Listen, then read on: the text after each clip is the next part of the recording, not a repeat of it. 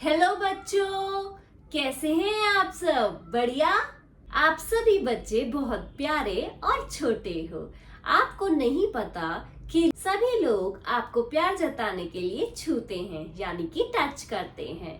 लेकिन टच के भी दो प्रकार हैं, गुड टच और बैड टच। तो आज की कक्षा में आपकी प्रियंका मैम बताने जा रही है गुड टच और बैड टच के बारे में। आइए शुरू करते हैं आज की कक्षा। गुड टच वह स्पर्श है जो आपको सुरक्षित, अच्छा और प्यार महसूस कराता है, जैसे परिवार वालों का गले लगाना, पीठ थपथपाना, दोस्तों का हाथ मिलाना या सिर पर हाथ फेरना।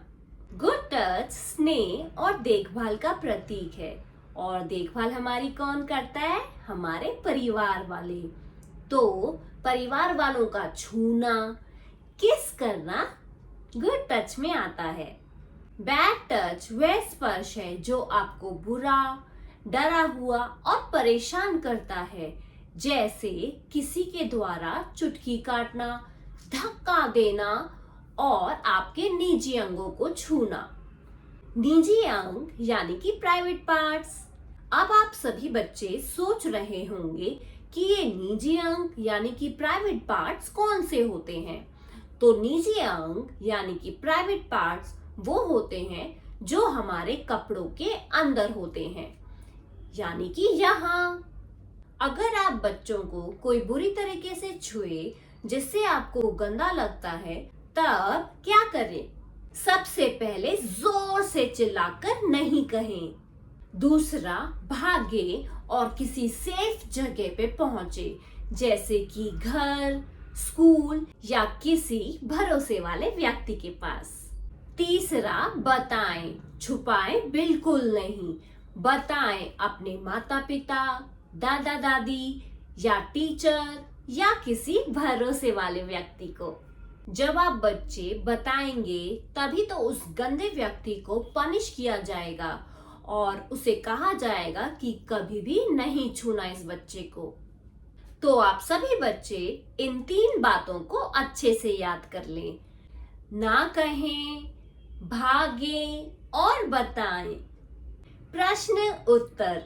प्रश्न 1, सही उत्तर पर गोला लगाएं। गुड टच किसके छूने को कहते हैं? माँ बाप के छूने को या किसी अनजान के छूने को? माँ बाप के छूने को। जब कोई बुरी तरह छुए यानी कि बैड टच करे तो क्या कहें? हाँ कहें या ना कहें? ना कहें। प्रश्न 2, सही उत्तर पर टिक लगाएं। निजी अंगों को छूने को कौन सा टच कहते हैं? गुड टच या बैड टच?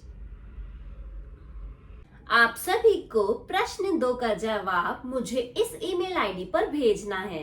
आइए अब सुनते हैं आज की कहानी, जो है लालची ब्राह्मण। एक दिन 4 ब्राह्मण वन के भीतर जा रहे थे। कुछ देर बाद उनको एक आश्रम नजर आया। उस आश्रम में रहते थे योगी जी। चारों ब्राह्मण उस आश्रम की ओर गए।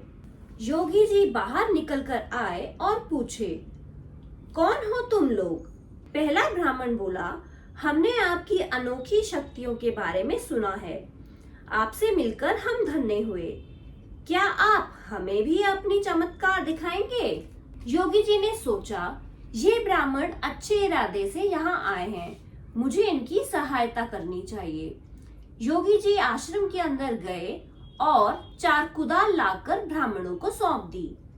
गांव के पास एक छोटा तालाब है और उस तालाब के साथ ही एक अंजीर का पेड़ है। उस पेड़ के पास जो लाल मिट्टी है उसे खोदो और अपना भाग्य आजमाओ। ब्राह्मण कुदाल लेकर उसी स्थान पर आ पहुंचे। खोदते समय पहले वाले को एक तांबे का ढेर मिला। वह बोला, चलो चलकर चारों इसे आपस में बांट लेते हैं। अरे नहीं, हमें सोना चाहिए और जब तक सोना ना मिले खोदते रहो। तुम चाहो तो वापस जा सकते हो, पहला ब्राह्मण संतुष्ट था तो वो वापस चला गया। फिर खोदते समय दूसरे ब्राह्मण को चांदी मिली और खुद को भाग्यशाली समझकर वह भी वहां से चला गया।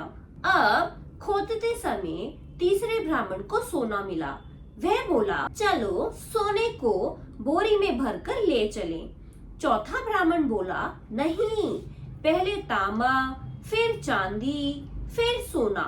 अगर मैं और कोशिश करूं तो शायद मुझे हीरे मिल जाएं।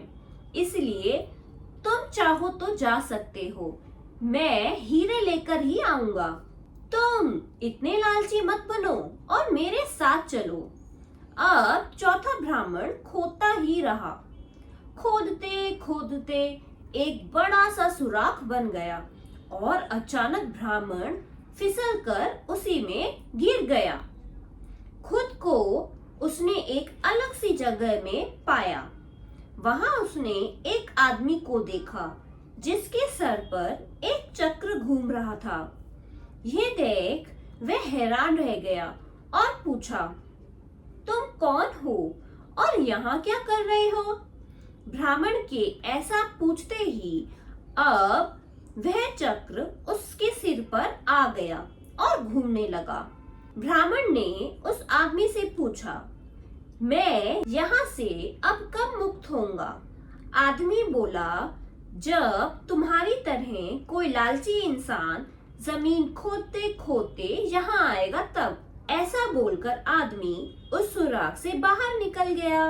शिक्षा, लालच का फल हमेशा बुरा होता है। अगर मेरी आज की कक्षा आपको पसंद आई तो इसे लाइक करें, अपने दोस्तों और परिवार वालों के साथ इसे शेयर करें और अगर आप मेरे चैनल पे पहली बार आए हैं तो मेरे चैनल को सब्सक्राइब करना ना भूलें। बाय।